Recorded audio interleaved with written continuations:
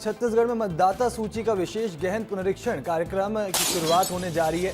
छत्तीसगढ़ समेत 12 राज्यों में एसआईआर होने जा रहा है। भारत निर्वाचन आयोग के आदेश के बाद अब एसआईआर होगा। राज्य निर्वाचन आयोग आज एसआईआर को लेकर प्रेस कॉन्फ्रेंस भी करेगा, जो दोपहर 12 बजे कार्यालय में की जाएगी।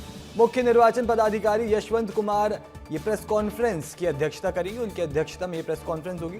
तो छत्तीसगढ़ में मतदाता सूची का एसआईआर कार्यक्रम अब शुरू हो चुका है और छत्तीसगढ़ समेत 12 राज्यों में एसआईआर होगा। भारत निर्वाचन आयोग के आदेश के बाद एसआईआर ये जो है वो किया जाना, और राज्य निर्वाचन आयोग आज एसआईआर को लेकर प्रेस कॉन्फ्रेंस भी करेगा, जो दोपहर 12 बजे कार्यालय में आयोजित की जाएगी और मुख्य निर्वाचन पदाधिकारी यशवंत कुमार ये प्रेस कॉन्फ्रेंस करेंगे।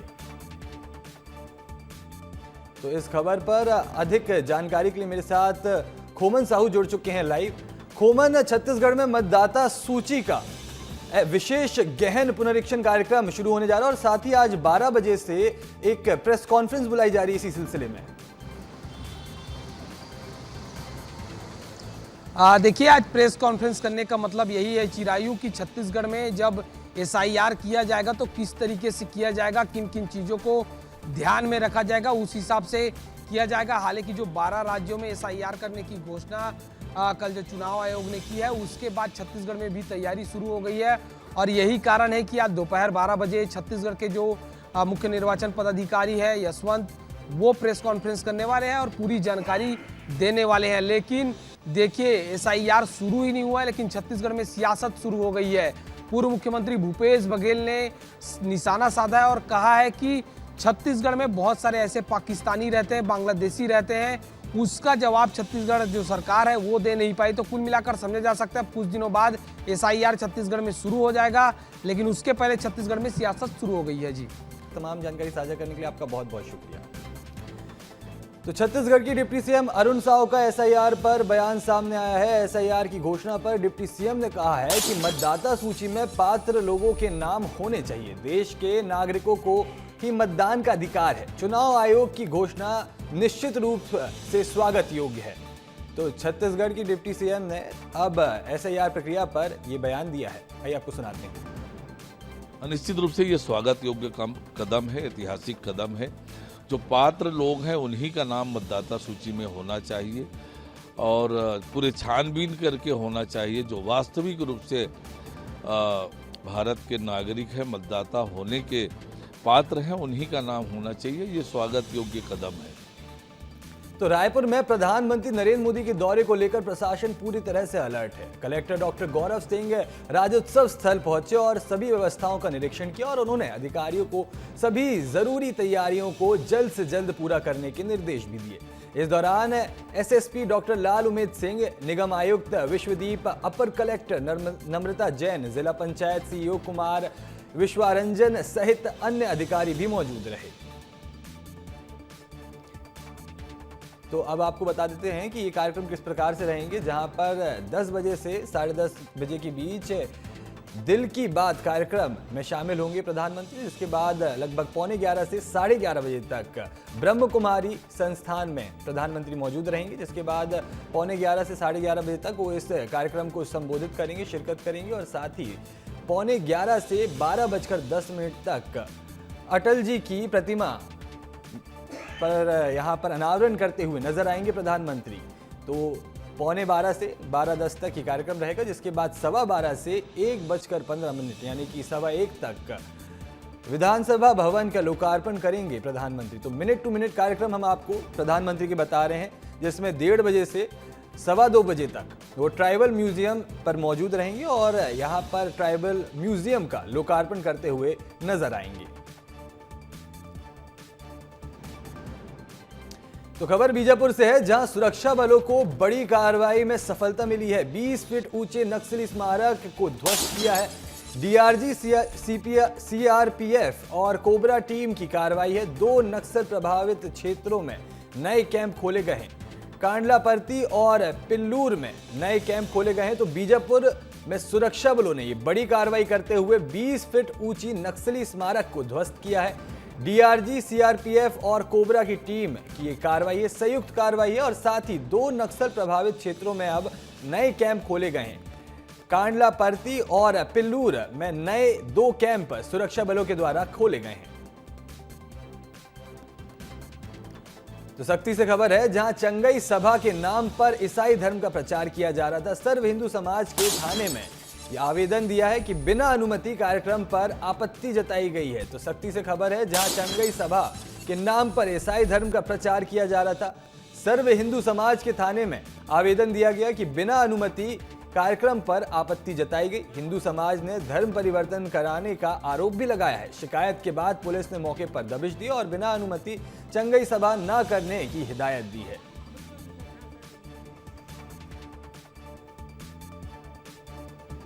तो राजधानी रायपुर के वीआईपी चौक स्थित छत्तीसगढ़ महतारी की मूर्ति को अज्ञात व्यक्तियों ने तोड़ दिया। घटना के बाद क्षेत्र में हलचल मच गई, लेकिन अब उस जगह पर छत्तीसगढ़ महतारी की मूर्ति स्थापित की गई है। अब इस पर यह खास रिपोर्ट देखिए।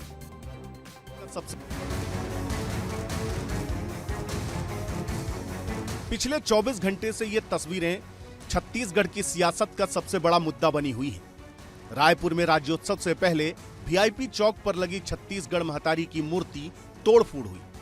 खबर मिलते ही छत्तीसगढ़िया क्रांति सेना मौके पर पहुंची और जमकर हंगामा किया। हालांकि सोमवार को मूर्ति वापस लगा दी गई, लेकिन विवाद नहीं रुका। जोहार छत्तीसगढ़ पार्टी ने बड़े आंदोलन की चेतावनी दे डाली। छत्तीसगढ़ महतारी के मूर्ति के गर्दन काटना मतलब कौन से स्तर के घृणा करत हुई। ये पुलिस के जो गैर जिम्मेदाराना बात है, विक्षिप्त आदमी है ये घटना अंजाम दे। बड़े आंदोलन के आगाज जोहार छत्तीसगढ़ पार्टी छत्तीसगढ़िया क्रांति सेना के समर्थन से और आम छत्तीसगढ़िया समाज के आशीर्वाद और समर्थन से एक बड़े आंदोलन के आगाज करी। रायपुर पुलिस ने छत्तीसगढ़ महतारी की मूर्ति तोड़ने वाले आरोपी को गिरफ्तार कर लिया है, जो मानसिक रूप से बीमार बताया जा रहा। आरोपी को राम मंदिर के आसपास भी कई बार देखा गया है। राम मंदिर के आसपास से लौट रहा है, तब इस दौरान पुलिस और आसपास के लोगों द्वारा उनके सहयोग से पकड़ा गया है। इसका इलाज चल रहा है और अर्धविक्षिप्त जैसा है, उग्र हो जाता है कभी कभी और इस तरह की असामान्य सी हरकत करने लगता है। साल 2022 में छत्तीसगढ़ महतारी की मूर्ति वीआईपी चौक पर लगाई गई थी, जिसमें महतारी को पारंपरिक छत्तीसगढ़ी वेशभूषा और गहनों में दिखाया गया था। महतारी के एक हाथ में धान की बालियां और दूसरे हाथ में दीपक लगाया गया था, लेकिन शनिवार की रात मूर्ति को दीवार से उखाड़कर खंडित कर दिया गया, जिसके बाद खूब हंगामा हुआ। आनन फानन में दूसरी मूर्ति लगा दी गई, लेकिन इस पर अब सियासत भी खूब हो रही है। छत्तीसगढ़ की संस्कृति और अस्मिता खतरे में है कि राजधानी जैसे क्षेत्र में सरकार सुरक्षित नहीं कर पा रही है। इसलिए हम मांग करते हैं कि ऐसे लोगों पर कड़ी कार्रवाई होनी चाहिए। जांच हो रही है और जो भी दोषी पाया जाएगा और उस पर कठोर कार्यवाही होगी। छत्तीसगढ़ महतारी के मान सम्मान को कोई ठेस पहुंचाए, ये किसी भी कीमत पर बर्दाश्त नहीं किया जाएगा। बहरहाल भारी विरोध के बाद महतारी को सम्मान तो वापस मिल गया, लेकिन इस घिनौनी हरकत के बाद कई सवाल भी खड़े हो गए हैं। क्या ये छत्तीसगढ़ की शांत फिजा को अशांत करने की कोशिश तो नहीं है? रायपुर से खोमन साहू की रिपोर्ट। तो इसी बीच चक्रवाती तूफान मोंथा का अब छत्तीसगढ़ में भी असर देखने को मिलेगा, जहां 27 से 30 अक्टूबर तक रेड और ऑरेंज अलर्ट छत्तीसगढ़ में जारी किया गया है। जबकि सबसे खास असर इसमें छत्तीसगढ़ के दक्षिणी हिस्सों में देखने को मिलेगा और बस्तर में भी भारी बारिश और आंधी की आशंका जताई जा रही है। साथ ही 80 किलोमीटर प्रति घंटे की रफ्तार से हवाएं चल सकती हैं। तो मोंथा चक्रवात का असर अब आंध्र प्रदेश और दक्षिणी भारत के अलावा छत्तीसगढ़ में भी देखने को मिलेगा, जहां 27 से 30 अक्टूबर तक रेड और ऑरेंज अलर्ट जारी किया जाएगा और बस्तर में खास तौर पर भारी बारिश और आंधी की भी आशंका जताई जा रही है। और साथ ही 80 किलोमीटर प्रति घंटा की रफ्तार की से तेज हवाएं भी चल सकती हैं।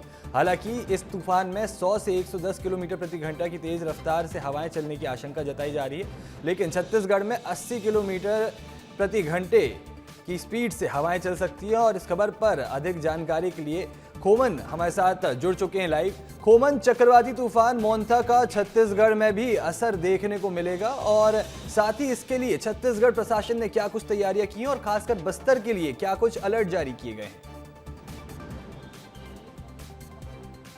देखिए चिरायु तस्वीरें दिखा देता हूँ। असर अभी से दिखना शुरू हो गया है, हवा अभी से चल रही है।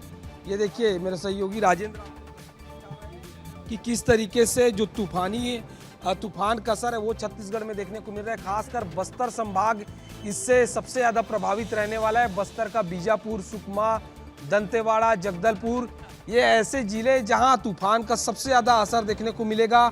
80 किलोमीटर प्रति घंटे की रफ्तार से हवा चलने वाली है। और देखिए अभी से राजधानी रायपुर में भी ये मौसम और तूफान का असर जो है देखने को मिल रहा है। तो कुल मिलाकर हालांकि जो शासन है उन्होंने अलर्ट जारी कर दिया है खासकर बस्तर संभाग के लिए।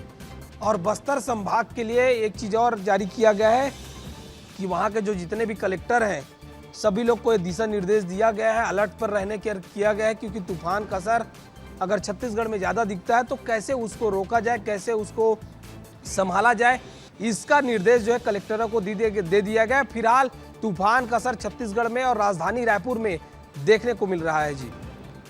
जी खोमन, तमाम जानकारी साझा करने के लिए आपका बहुत बहुत शुक्रिया। तो इसी के साथ खबर बिलासपुर से सामने आ रही है, जहां तोरवा थाना क्षेत्र की घटना है। पुलिस ने 2 साल पुराने मामले में 2 आरोपियों को गिरफ्तार किया है। आरोप है कि युवक ने अपनी मां को अवैध संबंध में देखते हुए गुस्से में दोस्त के साथ मिलकर मां के आशिक की हत्या की और उसकी लाश रेलवे ट्रैक पर फेंक दी। पुलिस ने मामले की छानबीन करते हुए आरोपियों को गिरफ्तार किया और पूरे घटनाक्रम की जांच जारी है। तो बेमेतरा में आरोपी के पिता को वीआईपी सुविधा मिली है। कोर्ट में आरोपी के पिता को वीआईपी सुविधा मिली है। मामला सामने आ रहा है, जहां मोबाइल और फिल्टर वाटर उपलब्ध कराया गया है। मीडिया को देख यहां पर खड़े हुए तहसीलदार भागते हुए नजर आए। रविवार को हिट एंड रन में एक की जान गई थी। रईसजादे ने देर शाम 5 वाहनों को टक्कर मार दी थी, जिसके बाद से बेमेतरा से ये पूरा मामला सामने आया। और अब इस पूरे मामले में वीआईपी ट्रीटमेंट दिखा है कि आरोपी के पिता को वीआईपी सुविधा दी जा रही है। कोर्ट में भी आरोपी के पिता को वीआईपी सुविधा मिली, वीआईपी ट्रीटमेंट मिला। मोबाइल और फिल्टर वाटर उपलब्ध कराया गया है। मीडिया को देख जब यहां पर मीडियाकर्मी पहुंचे तो तहसीलदार जो मौके पर खड़ा हुआ था वो भाग गया। रविवार की यह घटना है, जहां हिट एंड रन के मामले में एक रईसजादे ने यहां पर 5 से 8 वाहनों को टक्कर मारी, जिसमें 7 लोग घायल हुए और एक व्यक्ति की मौत हुई थी। इस पूरे मामले में अब जांच जारी है। तो अंबिकापुर से खबर है, जहां युवती के साथ दुष्कर्म का मामला सामने आया है। शादी का झांसा देकर दुष्कर्म किया गया है। युवक ने शादी करने से इनकार कर दिया। पीड़िता की शिकायत पर आरोपी को गिरफ्तार किया गया है। लुंड्रा थाना क्षेत्र का मामला बताया जा रहा है। तो अंबिकापुर से खबर है, जहां युवती से दुष्कर्म का मामला सामने आया है। शादी का झांसा देकर दुष्कर्म किया है। युवक ने शादी करने से फिर इनकार कर दिया। पीड़िता की शिकायत पर आरोपी को गिरफ्तार कर लिया गया है। लुंड्रा थाना क्षेत्र का मामला बताया जा रहा है। तो अंबिकापुर से शादी का झांसा देकर दुष्कर्म की वारदात सामने आ रही है, जहां युवक ने शादी करने से इनकार कर दिया, जिसके बाद पीड़िता ने इस पूरे मामले की शिकायत दर्ज कराई।